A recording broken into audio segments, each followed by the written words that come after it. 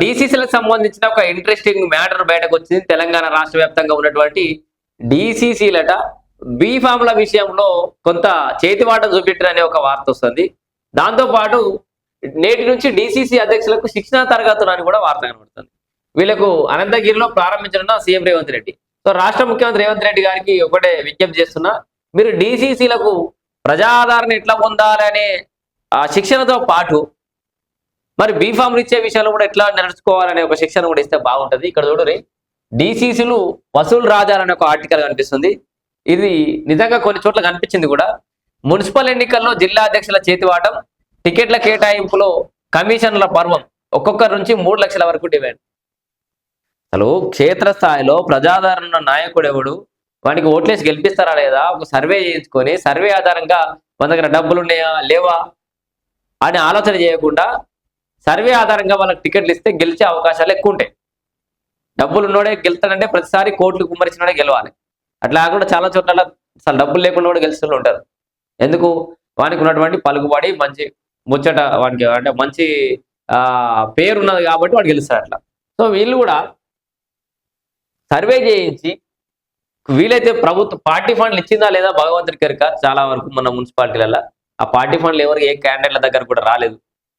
పైగా ఆ క్యాండిడేట్ల దగ్గర నుంచే డీసీసీలకు డబ్బులు పోయినాయట.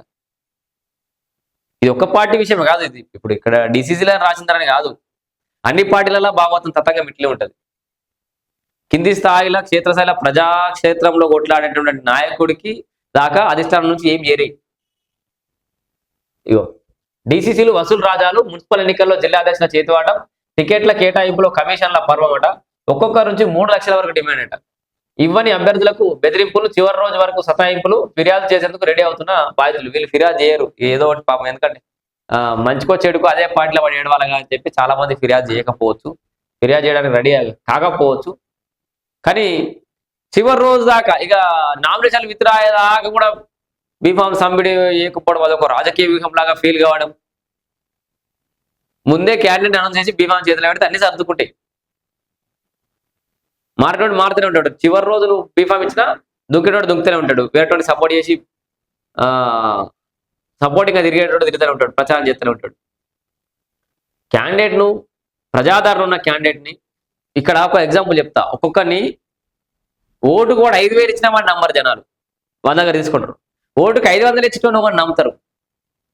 డిఫరెన్స్ ఏంటి? డబ్బులు వాడిస్తుండే ఇస్తుండే కదా, మరి తక్కువ డబ్బులు ఇచ్చిన ఎందుకు నమ్ముతారు అంటే వాడు కొంత తక్కువ కరప్టెడ్ అనో లేకపోతే కొంత మంచి మెరుగైన వ్యక్తి అనో, వానికంటే ఏదో ఒక రకంలో వీనికంటే వీడు బెటరు అని అనుకున్నప్పుడు డబ్బులు తక్కువ ఇచ్చినా కూడా యాక్సెప్ట్ చేస్తారు. డబ్బులే రాజకీయం అనేది అపోహ. ఒక 1 లక్ష 2 లక్షలనే సర్పంచ్లు గెలిచిన వాళ్ళు ఉన్నారు, 20 లక్షలు పెట్టి ఓడిపోయిన వాళ్ళు ఉన్నారు.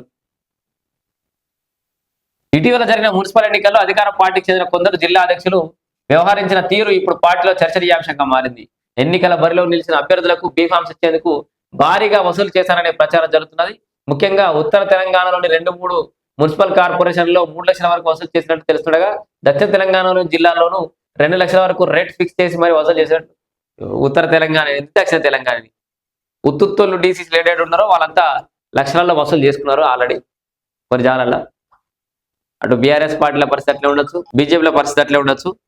సో ఇట్లా అన్ని పార్టీల జిల్లా అధ్యక్షులు అంటే ఈ బీఫామ్ డిసైడ్ చేసే అధికారులు ఆయా పార్టీల కుక్కరికి ఎట్లుంటుందో వాళ్ళ దగ్గర కొంత చేతివాటం చూపెట్టారని తెలుస్తుంది. మొత్తానికి డీసీసీలు వసూలు రాజాలు అనే ఒక వార్త వస్తుంది.